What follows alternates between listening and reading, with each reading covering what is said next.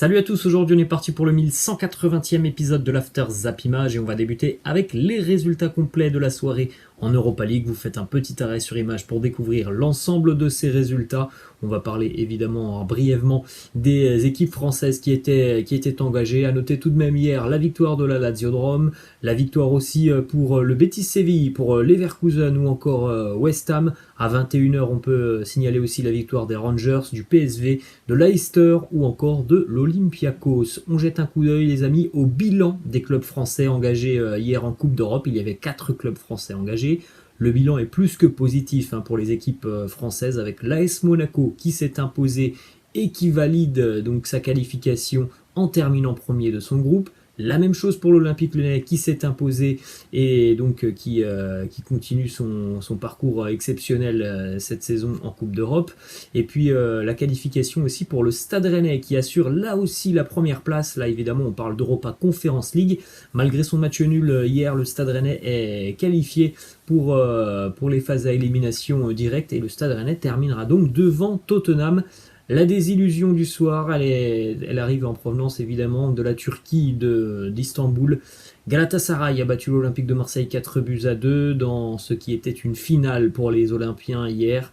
2 buts de Milik côté marseillais, mais voilà, l'OM a encore une fois manqué cruellement d'efficacité, notamment en première période. Chicaldo a marqué, Feghouli, Ryan Babel et Khaled Tachar marquent contre son camp. Bon, c'est pas vraiment sur ce match que l'OM perd sa qualification, malheureusement, on le sait.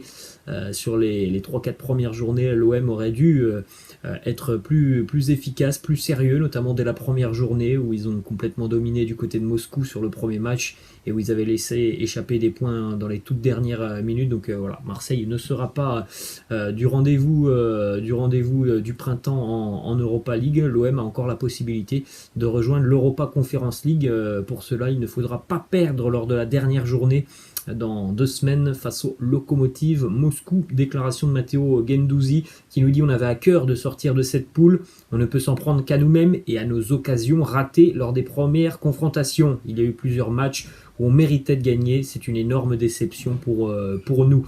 Ensuite, on a la déclaration de Jorge Sampaoli qui nous dit: on espérait se qualifier et terminer premier, mais la qualification a été perdue avant, avec d'autres matchs où on n'a pas su concrétiser nos occasions.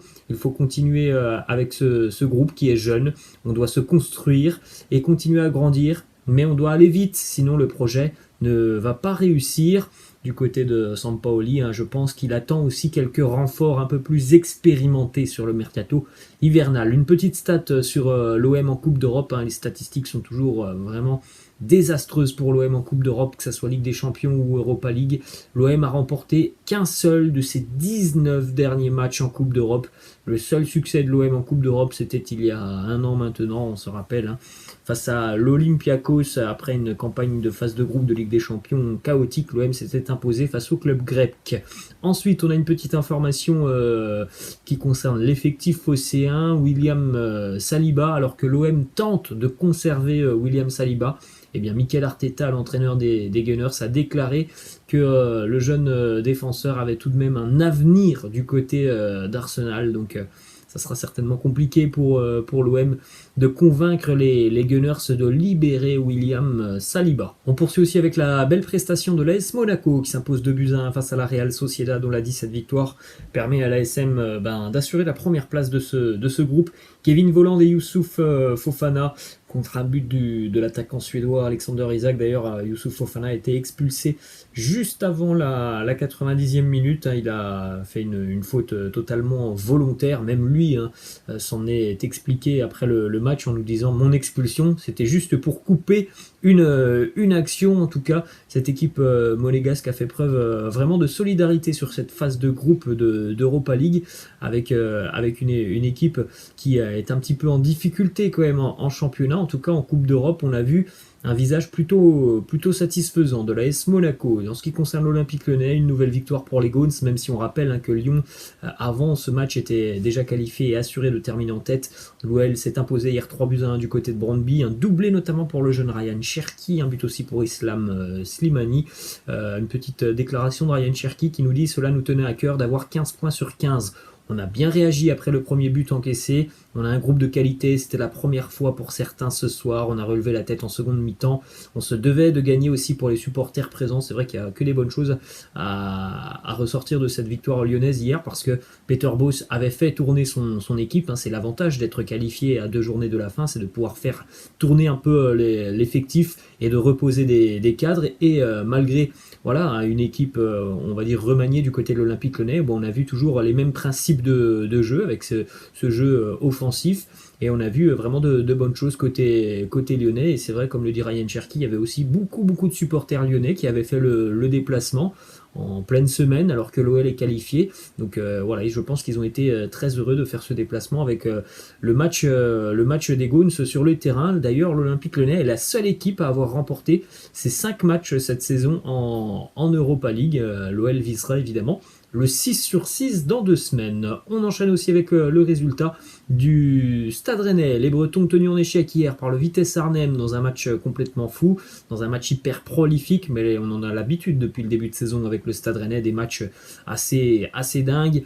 Rennes a été tenu en échec 3-3 par le Vitesse Arnhem, mais dans le même temps, on regardera dans quelques instants, mais Tottenham a perdu, donc le Stade Rennais termine en tête de son groupe. Les buts hier côté breton ont été inscrits par Gaëtan Laborde qui a donc inscrit un triplé. C'est le premier joueur rennais d'ailleurs, toute compétition confondue, depuis Ousmane Dembélé en 2016 à marquer un triplé.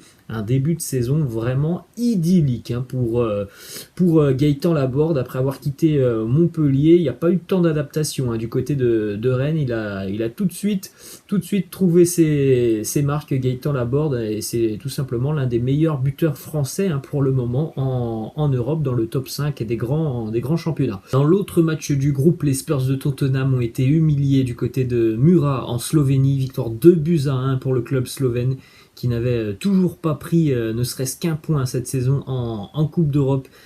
Tottenham n'est toujours pas qualifié pour le prochain tour en Europa Conference League.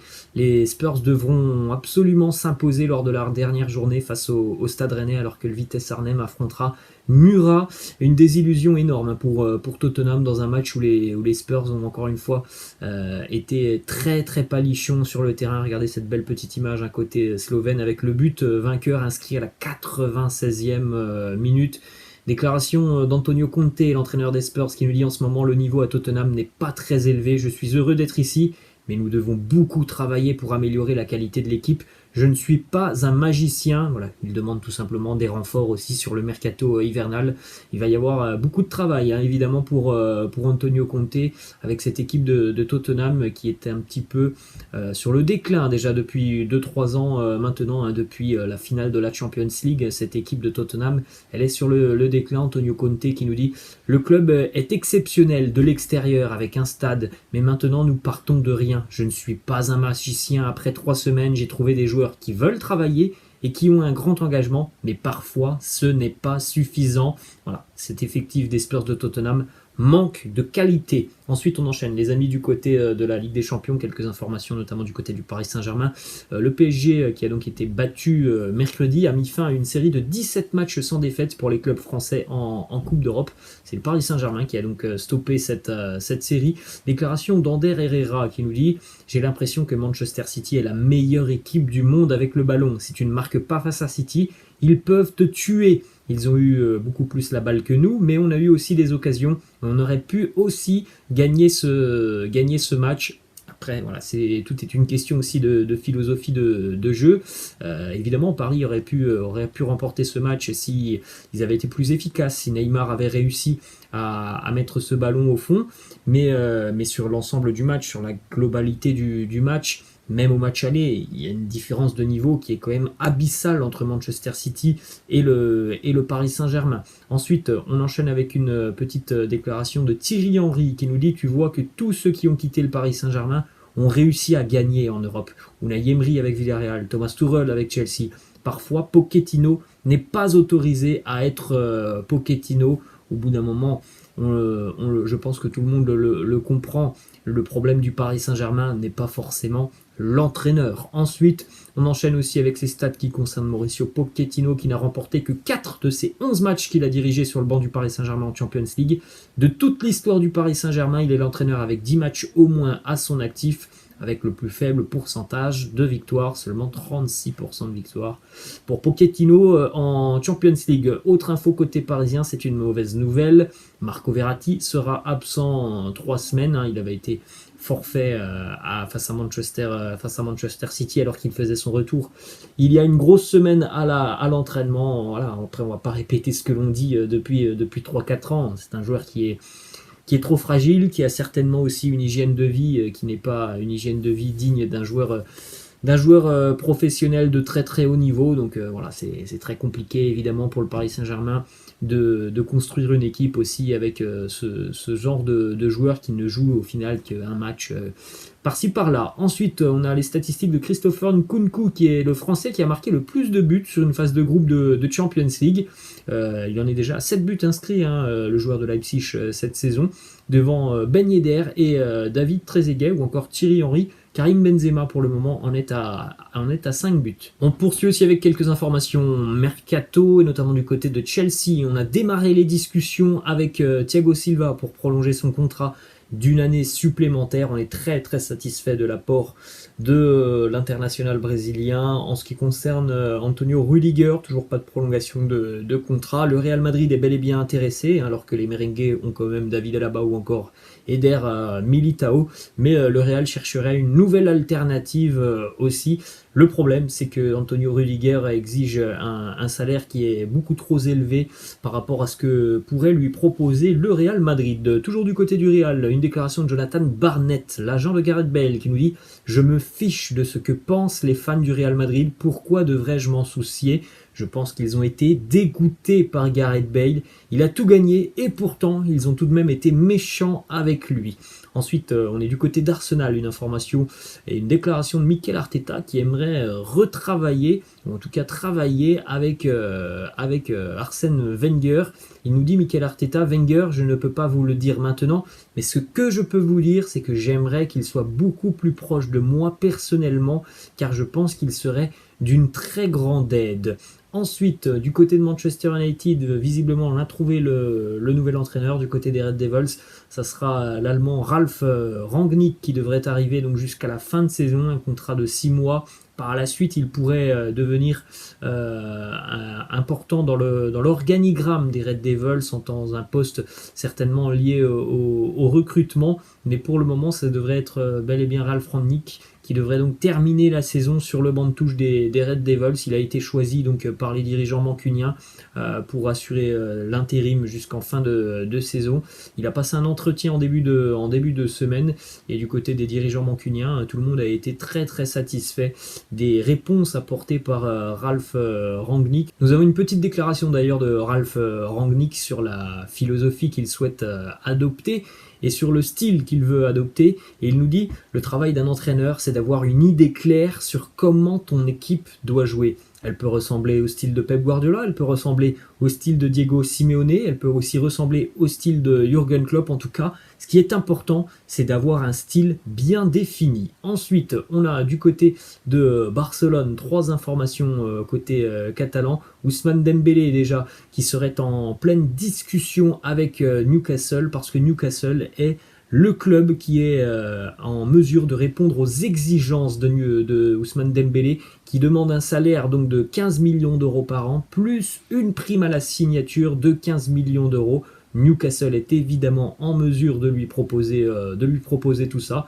Et c'est pour cela que pour le moment Ousmane Dembélé ne veut pas négocier avec le FC Barcelone. Il a déjà reçu des offres de prolongation de contrat qui sont pour lui tout simplement indignes de ce qu'il espère toucher. Donc évidemment, je pense pas qu'il aura les sommes demandées du côté de Barcelone. Donc affaire à suivre. Ousmane Dembélé est encore très très loin d'une prolongation avec le FC Barcelone et on peut même le dire, Ousmane Dembélé se rapproche plutôt d'un départ. Ensuite, on termine aussi avec une autre information côté catalan. Le Barça a débuté les négociations avec Ivan de la Peña, qui est l'agent du jeune Gavi, pour discuter d'une nouvelle prolongation de contrat. Le club veut évidemment faire de Gavi l'un des éléments forts de son effectif sur les prochaines années. Voilà les amis, la fin de cet After Zap Image. J'espère que ça vous a plu. N'hésitez pas comme d'habitude à lâcher un petit pouce bleu, je vous laisse et je vous dis à la prochaine. Ciao.